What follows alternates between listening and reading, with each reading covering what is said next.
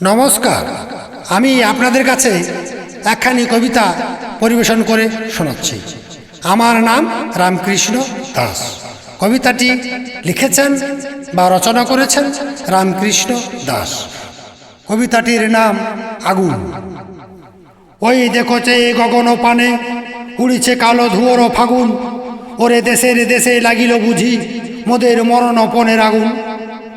কেউ বা হাসে, কেউ বা কাঁদে, কেউ বা লাগায় আগুন, কেউ বা আবার মনের সুখে পোড়ায় মুড়ি খাইবার বেগুন।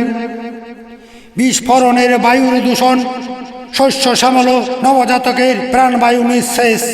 মাটিরও প্রাণ অরণ্য জলের নির্মলে আজ প্রকৃতি পরিবেশ। লড়াই শেষে কবর শ্মশান, খবর কেউ নিবে না এসে।